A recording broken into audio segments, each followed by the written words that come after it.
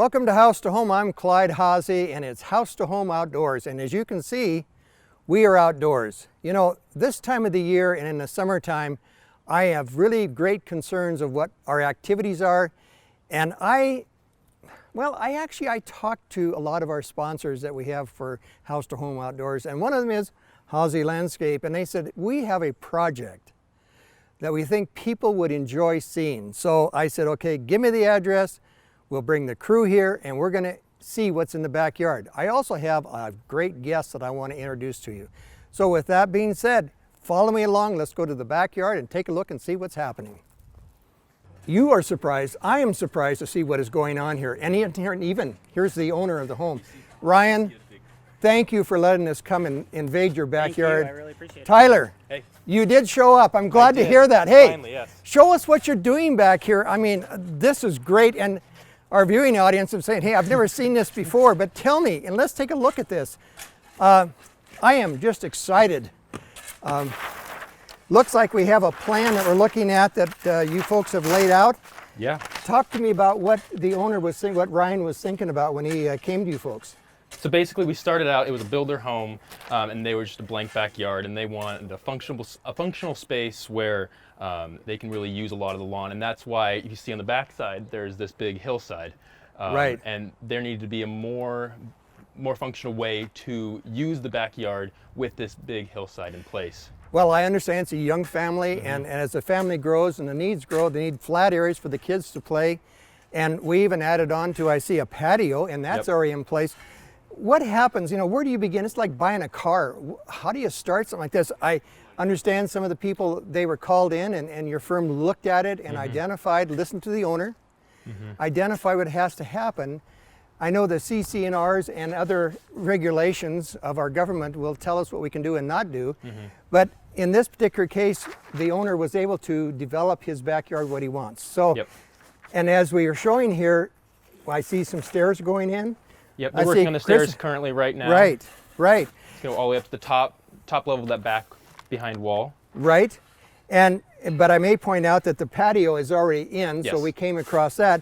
But the rest is going to be sawed in through here, and maybe when we leave here, the cameraman can take a look at this. But you can see what you're doing is that you're planning a vision. Yeah. So don't start a project like this unless you have a vision, a direction, or a layout. I don't care if you're going to do it yourself or hire someone to do it, but understand it. Yeah. Let's go back here and take a look at this wall, what type of wall, and even, are these the wall blocks here? Yes, these are the wall blocks. They are from Bellegarde. They are Highland stone. This wall block is specifically three-piece. It's a three-piece stone. So this is the large, and then we have the small and then the medium that you can see on the wall.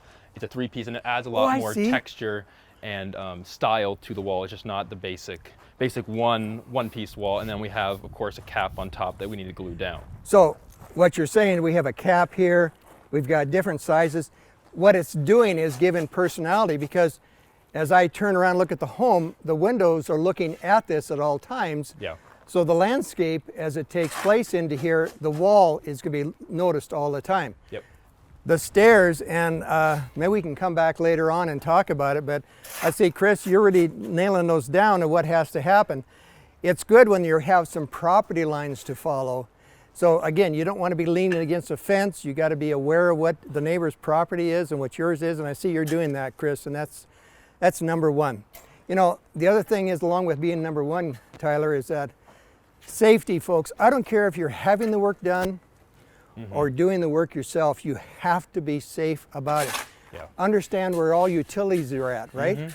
In this case, they all came from the front, I assume. Yep.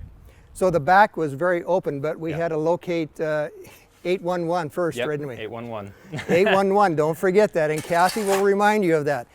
The other thing is that, you know, grading and shaping, and right behind me here is, fill me in, a laser. Yep, laser. And that identified the grades at all times, so that water always runs away from your home, runs away, and does not interfere with any drainage problems, right? Yeah. Okay. And this laser really helps us to get the grade and make sure the wall is level and flush, and it helps to step up and see where we're at across the whole project. Okay.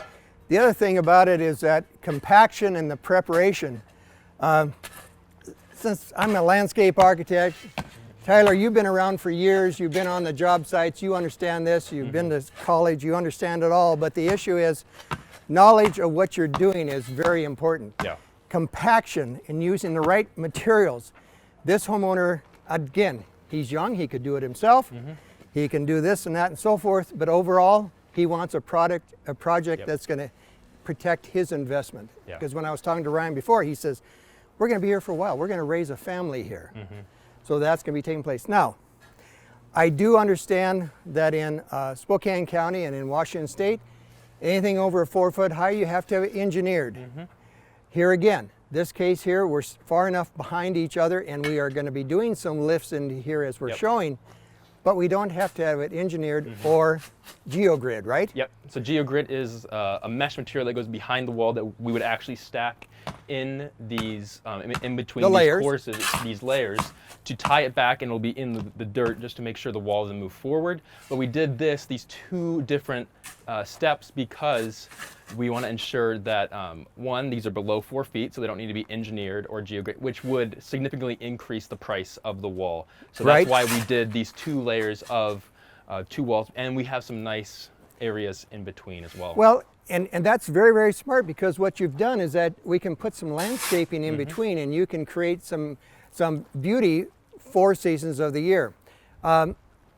Tyler, I have a lot of questions I want to share with the people that are viewing here today of how to build a wall and where do you start and how does it all get going. But we need to take a break right now, and our sponsors are going to be taking us into the next section. Let's be talking about the wall itself and how do you begin and where do you start, and let's go from there. Sounds so great. For right now, we're just going to take a break. We'll see you right back here. This is River Ridge Frame Shop, called Frame It Today, where we can take your art, customize it, and get it ready to hang on the wall.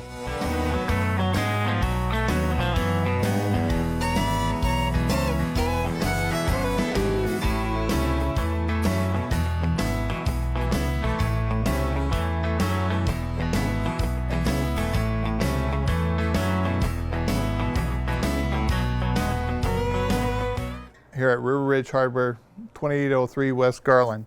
Weather in the inland Northwest can wear you down. And if your gutters are in poor condition or you do not have gutters, you could suffer damage that could cost a fortune to fix. Rainman Seamless Rain Gutters has almost 30 years of professional experience in serving the inland Northwest region and strives to ensure customer service that is second to none, from the time you call to the end of the project. Welcome back to House to Home Outside, and with me is Tyler Hawsey and the project manager for Hawsey Landscape, and he said, I want to show you some walls, I want to show you, the viewing audience, how things are put together. They're still busy around us all the time. Be honest with you, it's a hot day. They're staying dehydrated. Hydrated, not dehydrated. Oh, dehydrated. They are dehydrated and they're just staying hydrated. That's what it is. Okay, I used to work on these crews way back when, but now we move on. So with that being said, everybody is staying busy and staying healthy and safe. And that's number one that you have to keep in mind. Ty, you talked about the type of wall. It's a Allen wall, is that correct? No, it is a Highland wall. Highland wall. All of the products here are going to be a Belgard product, which we get from an authorized dealer here in Spokane. There's various ones across the city.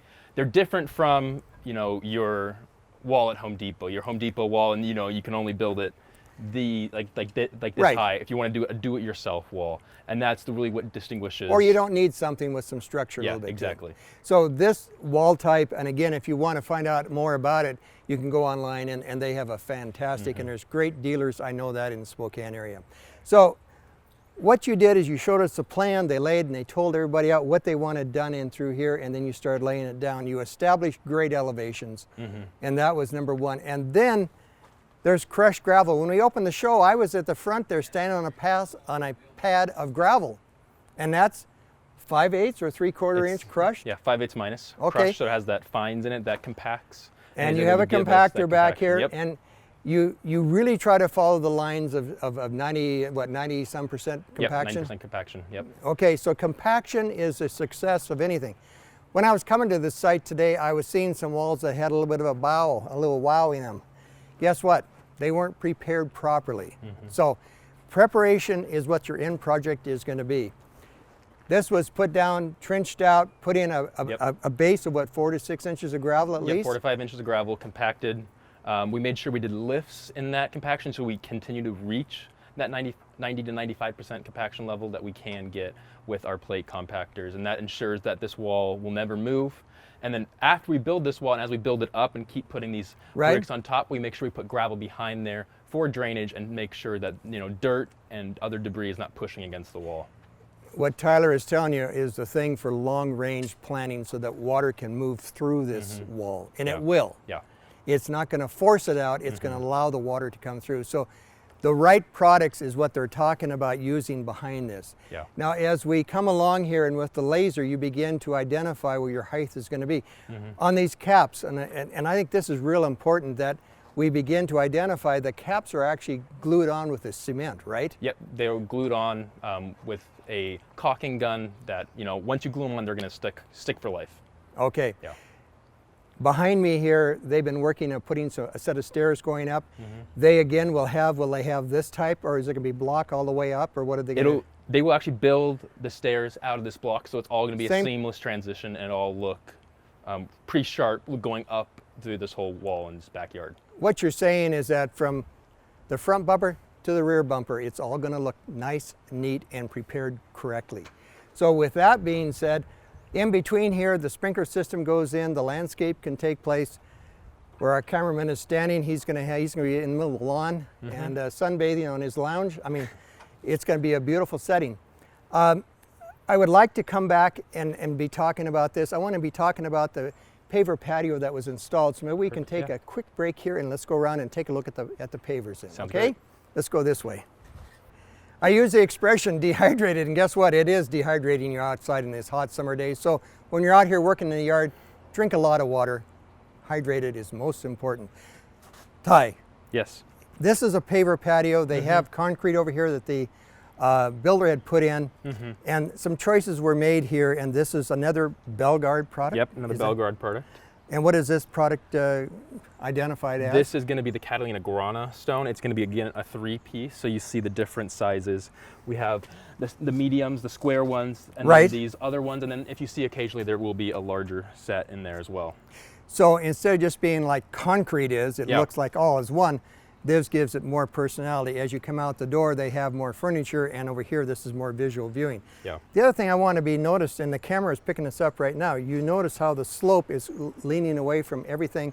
Water is going to be running off. Now, I assume that the preparation, again, was 4 to 6 inches of gravel? About 4 inches of gravel, and again, those continual lifts in that gravel just to make sure this concrete, I mean, not the concrete, the pavers are not going to move over the course of life. And with that, there is a slope this way to make sure that there is runoff. And pavers, they're not like concrete. Concrete tends to crack, and that is because they don't have a lot of these joists in it.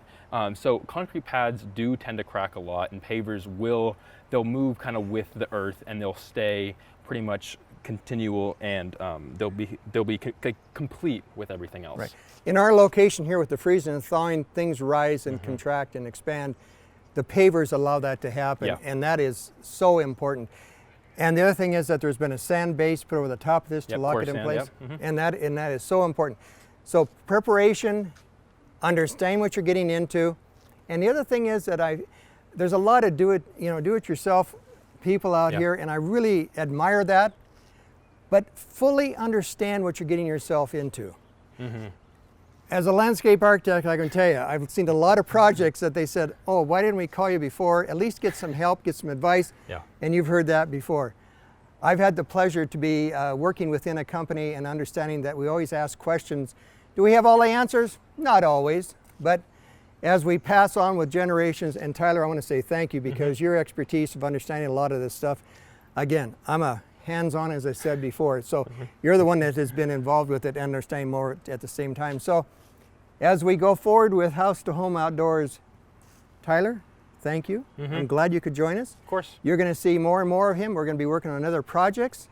So for now, stay safe, drink a lot of water if you're outside, and enjoy yourself and have a great time this summer. And we'll be seeing you as we move on with another episode of House to Home Outdoors. We'll see you then.